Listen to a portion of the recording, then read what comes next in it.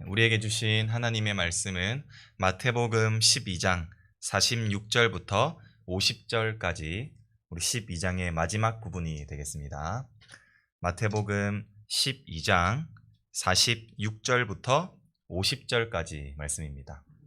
여러분들이 한 절씩 교독해서 읽도록 하겠습니다. 예수께서 무리에게 말씀하실 때에 그의 어머니와 동생들이 예수께 말하려고 밖에 섰더니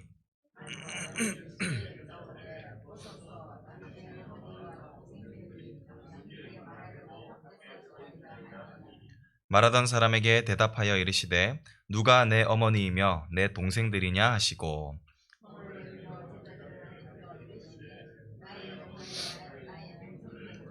같이 보겠습니다. 누구든지 하늘에 계신 내 아버지의 뜻대로 하는 자가 내 형제요 자매요 어머니니라 하시니라. 아멘. 할렐루야. 오늘도 수요일 우리 첫 시간을 하나님께 기꺼이 드리신 우리 모든 성도님들 가운데에 하나님의 말씀이 오늘 하루도 승리케 하고 또 적용케 되는 그런 놀라운 은혜가 함께 있으시기를 간절히 소원합니다. 오늘 본문은 마치 이 현대 영어로 표현을 하자면 좀 선을 세게 넘으신 예수님의 모습을 보여줍니다.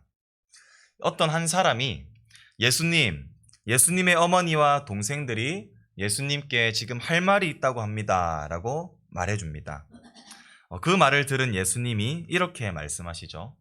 누가 내 어머니이고 내 동생들이냐.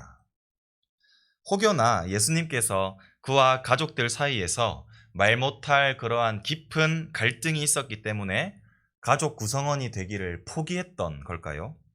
아니면 예수님의 말씀을 전하시고 그 무리를 따르는 자가 날로 많아지자 가족들을 소홀히 대하고 자신을 따라주었던 그 관중들에게 더 치중하고 있는 것일까요? 예수님께서 말씀하시는 이 상황들의 배경들을 우리가 살펴봄으로써 또 그 말에 어떠한 의미가 담겨 있는지를 오늘 함께 나누며 또 은혜 받는 시간 되었으면 좋겠습니다. 이 마태복음에서는 왜 예수님의 가족들이 밖에 서 계셔야만 했는지, 또한 할 말이 있으면서도 왜 예수님께 직접 말하지 못하고 어떤 한 사람을 시켜서 얘기를 해야만 했는지는 말해주지 않습니다. 하지만 이 마태복음과 이 평행 본문이 되는 이 마가복음 3장에서 우리는 그 배경을 조금이나마 추측해 볼 수 있습니다. 먼저 이 마가복음 2장 20절에 보시면 예수님께서 집에 들어가시고 무리들이 그 집 안으로 같이 모여 있음을 우리가 볼 수가 있습니다. 그리고 집 안에서 예수님에게 너는 바알세불을 힘입어서 귀신을 쫓아낸다 이렇게 주장하는 이러한 서기관들의 말에 성령을 모독하지 말라고 반박을 하시는 내용들이 나타나게 되죠. 이 부분이 마태복음 12장 22절부터 해당되는 본문이기도 합니다. 그리고 그때에 오늘 사건이 일어나고 있음을 마가복음 3장에서 볼 수가 있습니다. 곧 예수님께서는 집에 들어가셔서 말씀을 가르치고 무리들이 집 안을 가득 메워서 예수님의 말씀을 듣던 그때에 오늘의 본문이 시작되는 것을 알 수가 있죠.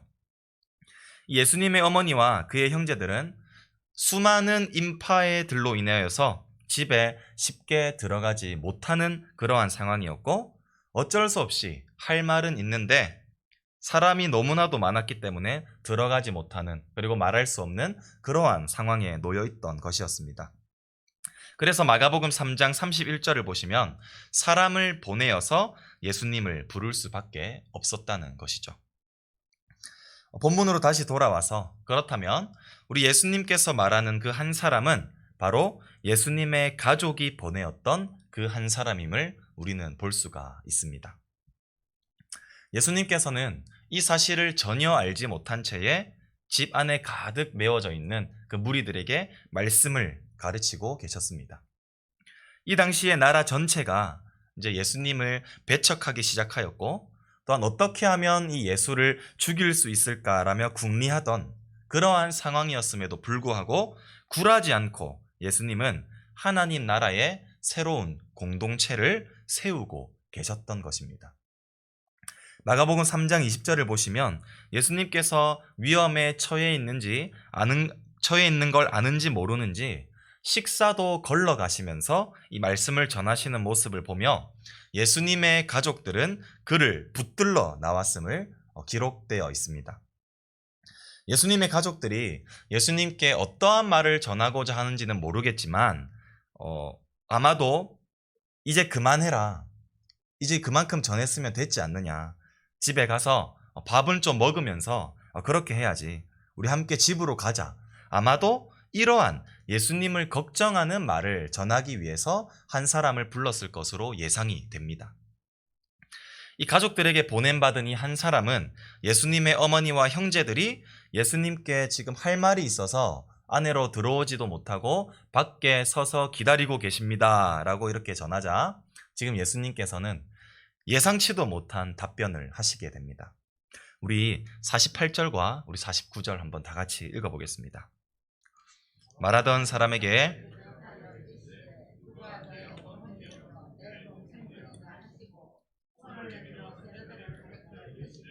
나의 어머니와 나의 동생들을 보라.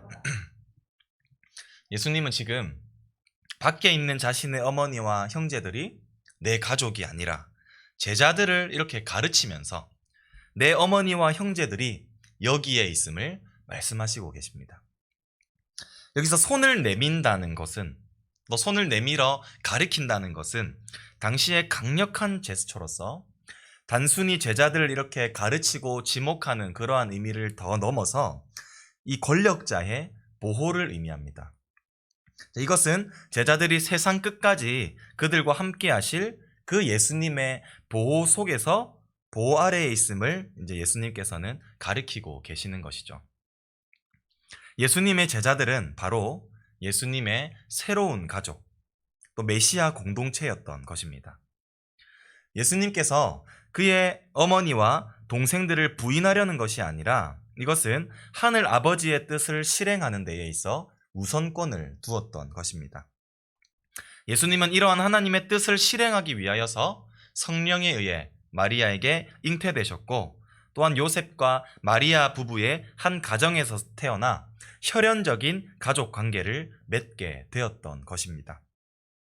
그렇기 때문에 예수님은 지금 혈연적인 이 육적인 이러한 가족들 관계를 부인하기보다도 예수님께서 지금 이 땅에 오신 이 목적과 수단을 잊지 아니하셨던 것 뿐이었습니다.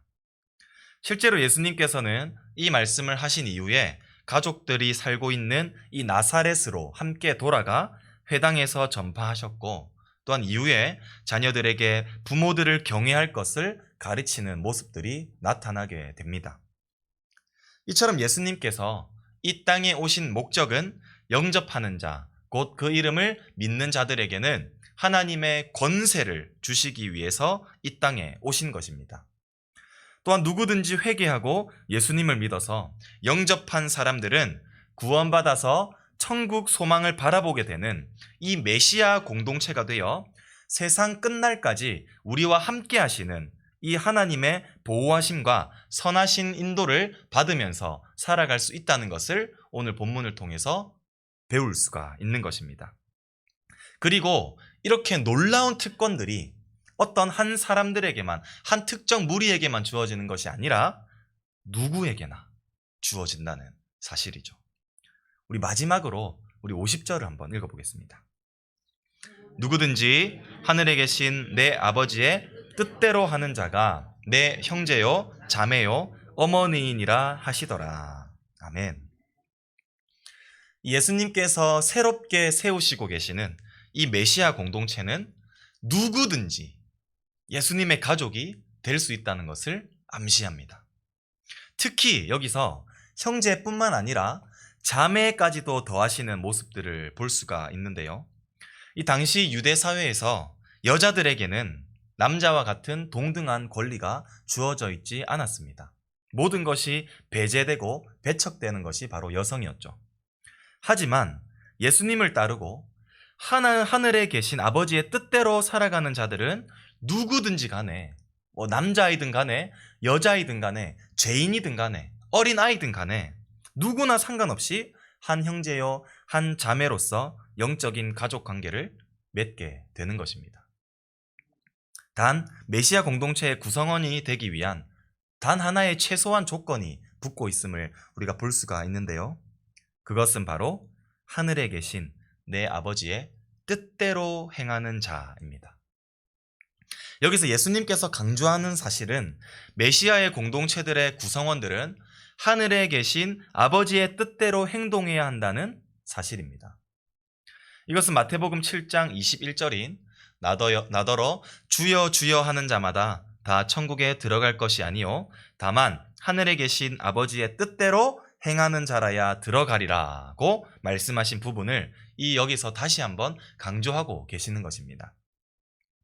말로만 예수님을 따르고 말로만 주여 주여 한다고 해서 천국에 들어가는 것이 아니라 바로 하나님의 뜻대로 행동하는 자들이 천국에 들어갈 수 있다는 것을 예수님께서 강조하시는 것입니다.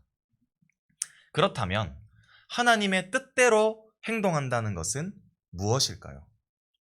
이것은 하나님의 명령을 따르고 그분의 가르침에 따라서 순종하며 살아가는 그러한 삶입니다.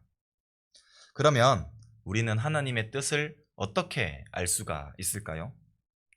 그것은 바로 예수 그리스도의 가르침에 순종하는 것입니다.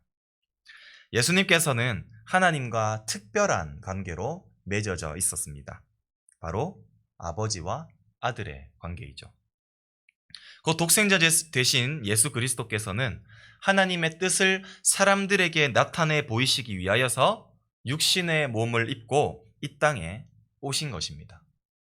따라서 예수님께서는 요한복음 6장 29절에서 하나님의 보내신 자를 믿는 것이 하나님의 일을 행하는 것이라고 말씀하셨습니다. 곧 예수님의 가르침에 순종하는 것이 바로 하나님의 뜻에 순종하며 살아가는 것과 마찬가지라는 사실입니다. 예수님께서 이 땅에 오셔서 가르치는 것은 단 한 가지, 바로 마태복음 4장부터 지금까지 계속해서 이어져 오고 있는 회개하라, 천국이 가까이 왔느니라입니다. 예수님께서는 이방인들에게도 복음의 문을 활짝 열어두셨고 누구든지 믿기만 하면 구원을 얻을 수 있도록 가르쳐 오셨고 사역해 오셨습니다. 또한 예수님께서 승천하시기 전에도 제자들을 모아서 모든 민족을 제자로 삼아 그들에게 세례를 베풀고 또한 너희들이 배웠던 그 모든 것들을 가르쳐서 지키게 하라는 그 예수님의 지상 명령을 우리가 볼 수가 있습니다. 이 제자들에게 하신 명령이 바로 구원받아서 예수님의 형제요 자매가 된 우리들에게도 동일한 명령인 줄 믿습니다. 이 명령을 지키며 살아가는 것이 바로 하나님의 뜻대로 행동하는 자들인 것임을 오늘 본문에서는 말씀해주고 있는 것입니다. 그리스도 안에서 형제 자매로 모인 우리 사랑하는 성도 여러분, 교회의 정체성은 바로 하나님의 뜻에 순종하며 살아가는 것입니다. 우리는 말로써 주여 주여 하는 자들이 아니라 하나님의 뜻을 따라 행동해야 하는 자들입니다. 예수님은 하나님의 뜻을 전하기 위해서 위험을 감수하면서 또한 음식을 거르시면서까지 복음을 전하는 데에 힘쓰셨던 분이십니다. 이와 같이 우리도 하나님의 뜻을 따라서 어떤 상황에서든 어떤 환경에서든 복음을 전하는 데 힘써야 하는 줄을 믿습니다. 이와 같이 하나님의 뜻대로 행하는 자는 그리스도 안에서 한 형제요 한 자매이며 세상 끝날까지 우리와 함께 하시는 그 임마누엘 하나님의 보호하심과 인도하심을 경험하며 살아가게 될 줄 믿습니다. 우리의 마음이 하나님의 마음과 일치하며 우리의 뜻이 하나님의 뜻과 일치하는 삶을 살아가기 위해서 자신을 부인하고 기꺼이 십자가를 지고 예수님을 따라 살아가고자 하는 우리 성도님들의 삶을 통하여서 하늘에 계신 하나님의 아버지께 영광을 올려드리시고 하나님의 뜻이 하늘에서 이루어진 것 같이 땅에서도 이루어지기 위해서 힘써 살아가시는 우리 모든 형제 자매 되신 우리 성도님들 되시기를 간절히 소원합니다. 기도하겠습니다. 참 좋으신 하나님 아버지, 주님의 은혜와 사랑을 참으로 감사합니다. 우리는 죄인으로서 구원받을 자격 하나 없는 그러한 존재들이지만 누구든지 예수님을 영접하고 하나님의 뜻대로 살아간다면 하나님을 아버지라 부를 수 있는 그 큰 은혜를 주시고 예수님의 형제요 자매로 삼아주신 그 주님의 은혜를 주신 하나님 너무나도 감사합니다. 뿐만 아니라 세상 끝날까지 우리와 함께 하시겠다고도 약속하시고 우리를 보호하시고 또한 선하신 길로 인도하실 그 주님을 찬양합니다. 빚진 자로서, 은혜 받은 자로서 구원받은 이후의 삶을 주님의 영광을 위해 살아가기를 소원합니다. 하나님의 뜻인 모든 민족을 제자로 삼는 데 최선을 다하기를 소원합니다. 주님, 우리에게 용기와 담대함을 허락하셔서 우리의 직장과 가정과 사업터와 그 우리의 속해 있는 공동체에 복음을 전하게 하시고 하나님의 뜻이 하늘에서와 같이 땅에서도 이루어지는 역사가 나를 통해 나타나게 하여 주시옵소서. 주님께 감사드리옵고 지금도 살아계시는 우리 주 예수 그리스도의 이름으로 간절히 기도드립니다. 아멘.